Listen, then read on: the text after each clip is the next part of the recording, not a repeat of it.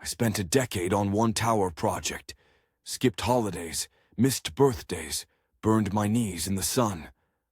Then one day, they gave my seat to the boss's son, said I should be proud to pass the torch. I didn't argue. I just disappeared. And while they posed for photos, I started drawing again. My name's Jack Melrose. I'm 52. I've been in construction for 31 years and change. Concrete, steel, dust in the lungs, it's all I've known, and if I'm being honest, all I ever really trusted. I don't wear suits. I don't pitch ideas in glass towers. I build the damn towers. From the ground up. And I've done it without cutting corners or kissing asses. For the last 10 years of my life, 10 solid years, I worked on a project that was supposed to define my career. The Ridgeline Spire. 71 stories of glass, steel, and city pride right in the middle of downtown Grandview. When I say I worked on it, I don't mean I swung by a few meetings and picked curtain colors. I mean I designed the dam support structure. I mapped the utilities. I fought with zoning boards and city inspectors. I lived and breathed that site before there was even dirt moved. We'd been through 4 economic slowdowns, 2 city council turnovers, and a global dam pandemic, and still, I stayed with it. I stuck with Titan Development because they said loyalty mattered. Because Arthur Bell, the founder and CEO, used to tell me over whiskey, "This building'll have your name under it, Jack. It'll outlive us both." But last month, everything changed. I got called into a meeting.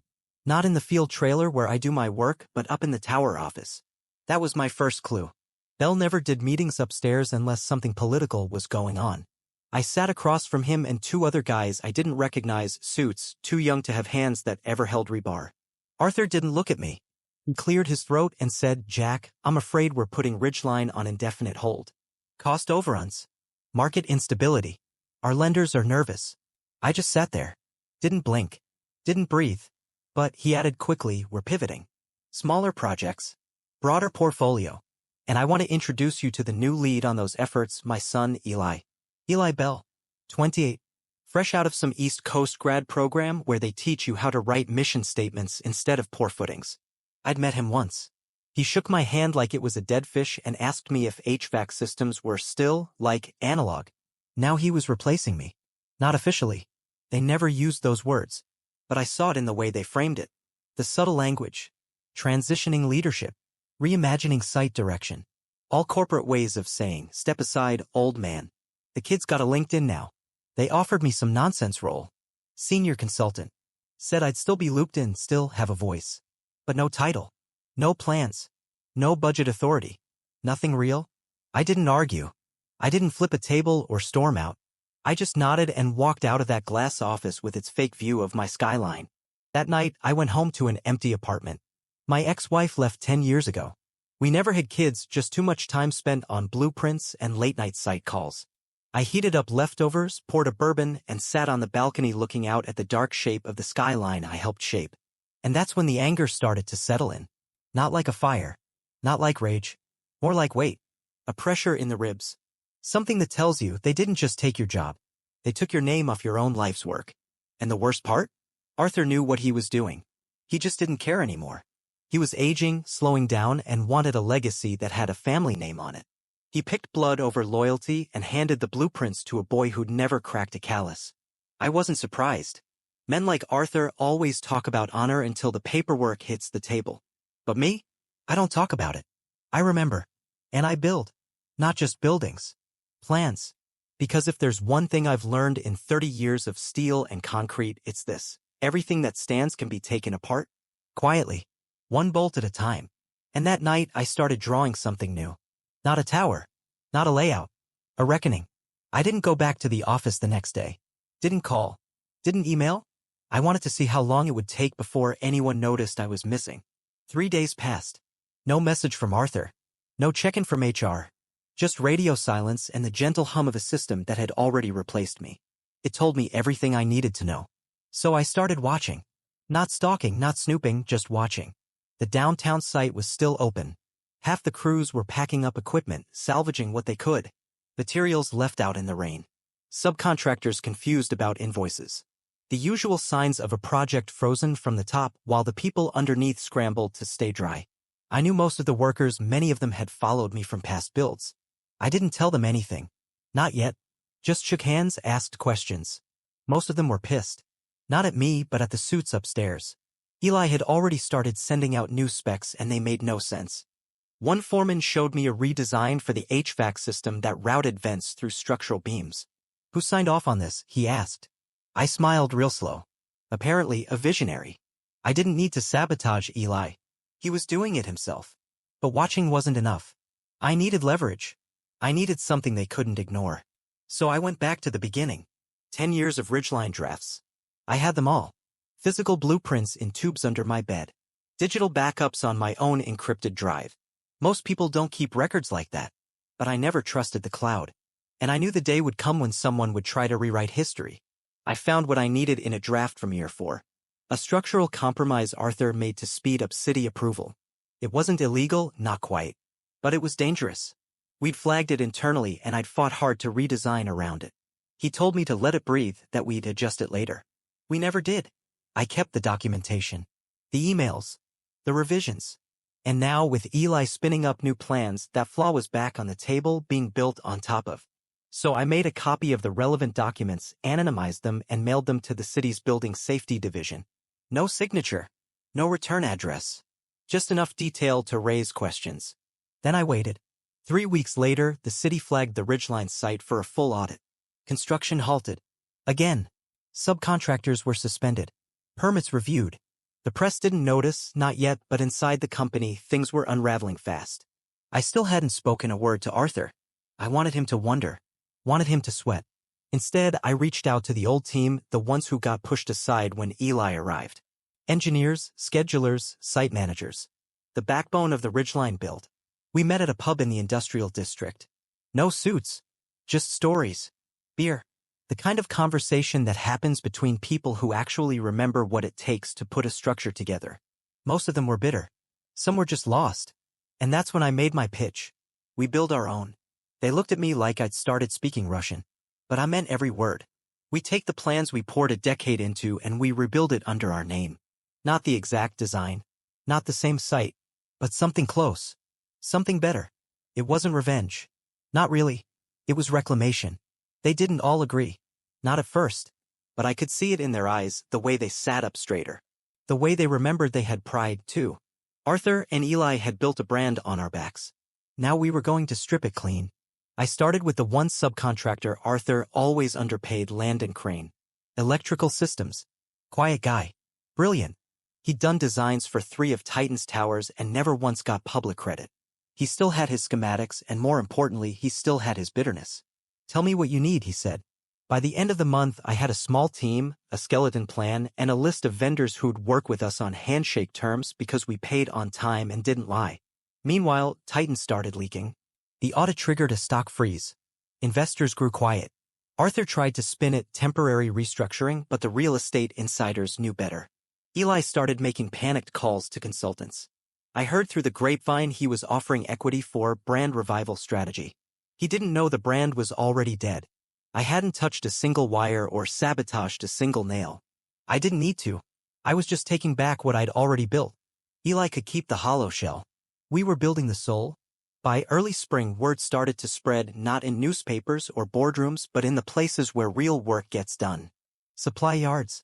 Concrete plants. Old garages where deals still happen over black coffee and a firm handshake. People were hearing that I was back. Not officially. No brand. No press kits. Just murmurs. That the guy who actually ran the Ridgeline job, not the one who gave the speeches but the one who held the whole damn thing together, was working on something new. It caught faster than I expected. Maybe because folks were tired. Tired of being stepped over, priced out, discarded for younger models in better suits. Maybe they just miss working with someone who actually picked up the phone instead of forwarding the call to a junior associate. Either way, my little skeleton crew wasn't so little anymore. We weren't just working on a plan, we were drafting permits. I'd found an old rail depot lot on the edge of the city. Zoned for mixed-use development right off the Beltway. A sleeping giant of a site nobody had touched in 15 years. I bought it through an anonymous LLC with the last of my savings and a loan backed by 2 friends who still believed in people over portfolios. We called the project Foundry 1. It wasn't flashy. No rooftop bars. No curved glass illusions of grandeur. Just 22 stories of clean design, housing, workspace, retail. Something real. Something sustainable. Something honest. Meanwhile, over at Titan, things were falling apart in slow motion. Eli had brought in a marketing firm to rebrand the narrative. They called the audit a progress review and tried pushing a new tagline about bold innovation. But behind closed doors, crews were walking off the job. Vendors were delaying shipments. One bank quietly downgraded their commercial credit line. I didn't have eyes inside the building anymore, but I didn't need them. You can read the health of a company by how fast their assistants start quitting. Then came the kicker. Sorry to interrupt your viewing experience, but we really need your support, namely a subscription to the channel, which can make it possible to hire a professional voice actor and make the best content for you. An engineer I'd worked with years back, sharp guy named Will Breyer, reached out. Said Eli was scrambling to restart Ridgeline, but none of the city inspectors were moving. Apparently someone, an anonymous whistleblower, he said with a smirk, had tipped them off to old violations. My documentation resurfaced.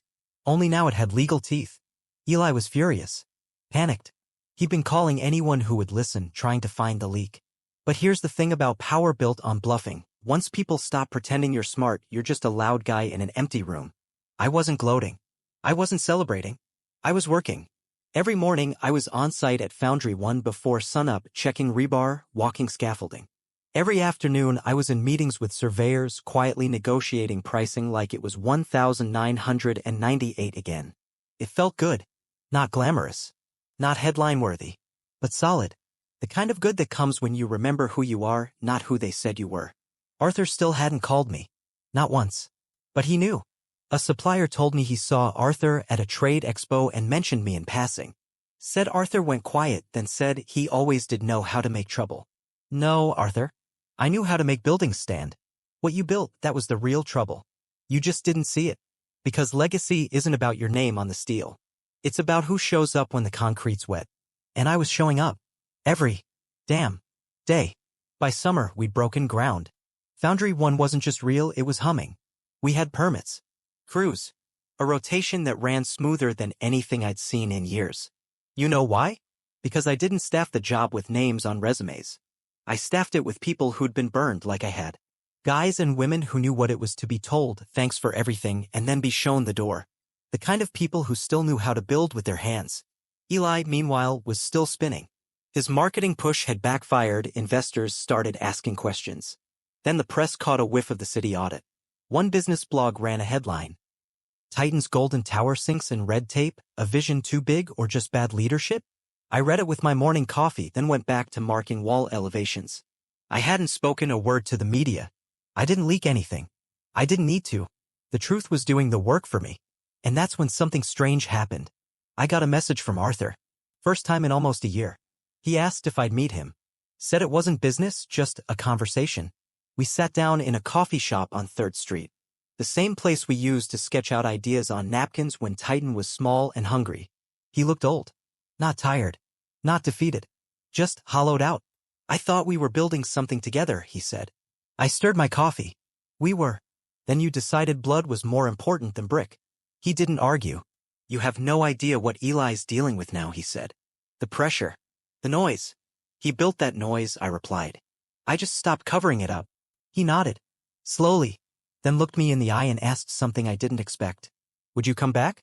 I stared at him for a long time. Not to Titan, he added. Not to Ridgeline. But maybe the next one. Together. I set down my cup. No, Arthur. There's no next one for us. You had the right people and you traded them for someone with your last name. He didn't get angry. Didn't protest. He just looked ashamed. That's when I realized something important. I didn't hate him anymore. He wasn't the enemy. Not really. He was just another man afraid of being forgotten, clinging to the idea that a name on a plaque would be enough. But it never is. Because you don't get remembered for what you name. You get remembered for what you build right. Foundry 1 was already halfway to framing. And we had a wait list of tenants asking for floor plans. The city council sent a rep to tour the site, said they hadn't seen a project move this clean in years. Quiet. On budget. No shortcuts. That was the first time I saw my name in print again. Not as a headline. Just a small note at the bottom of a local paper.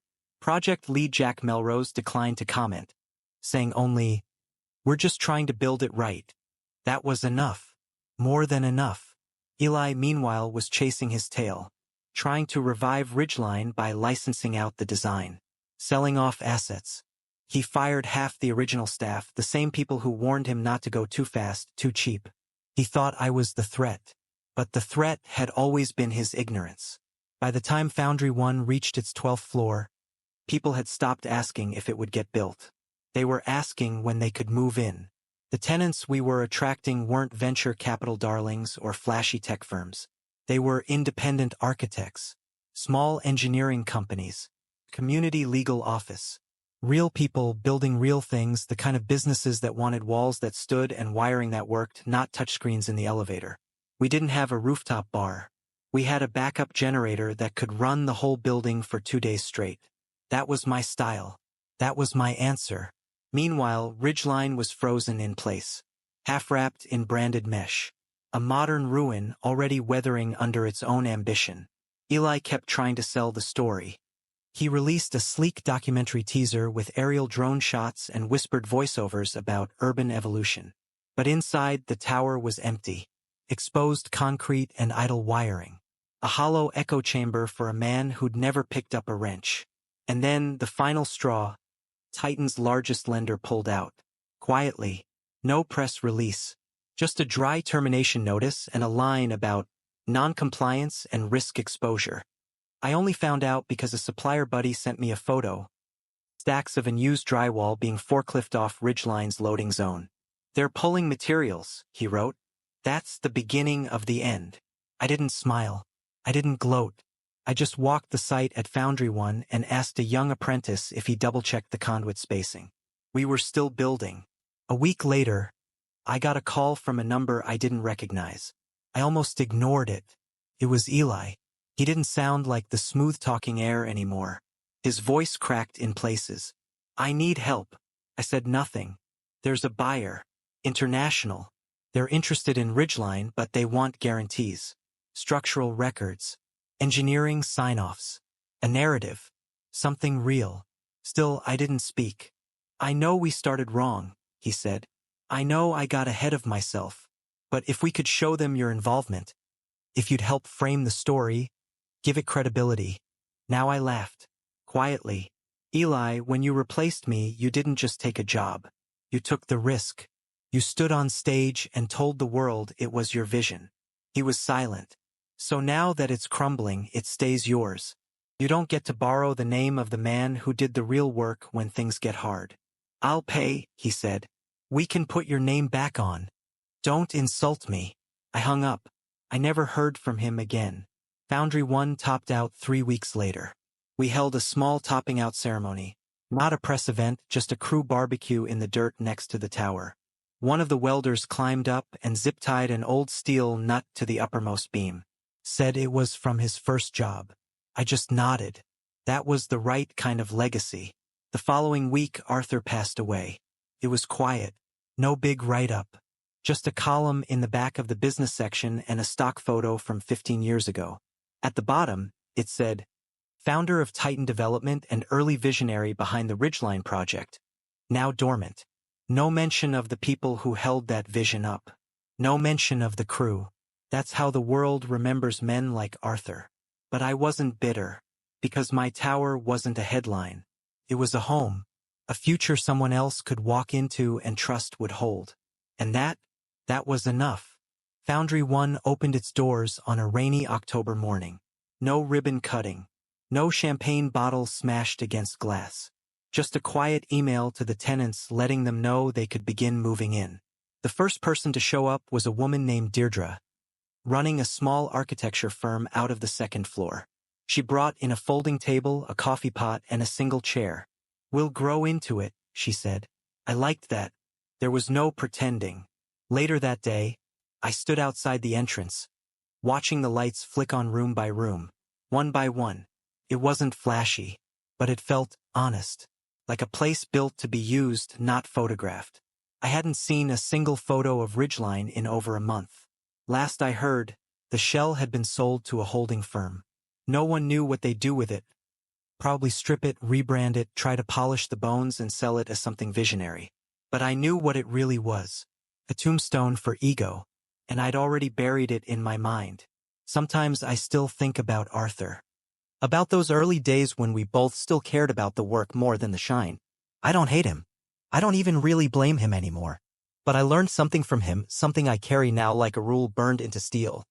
Loyalty built on power isn't loyalty. It's just convenience. When you stop being useful, you get left behind. And Eli? I stopped thinking about him entirely. You can't chase down every kid who thinks they've got a shortcut to legacy. Sooner or later, they learn reputation isn't inherited. It's poured and cured and pressure-tested over decades. A month after opening, I started mentoring a young guy named Marcus. 25. Good instincts. Smarter than I was at that age. He asked me what I thought was the most important thing in construction. He was expecting something technical. I said, know where the weight goes. He laughed, thinking I was joking. I wasn't. Weight's everything. In buildings. In people. In decisions. You misjudge the weight of something and it all comes down. But if you get it right, it'll stand longer than you do. That's what Foundry 1 became for me. Not a monument. Just proof that I'd carried the weight right. And that when the wrong people tried to claim the credit, I didn't scream. I didn't burn it down. I just went out and built another tower. The right way. What do you think of the story? Write in the comments.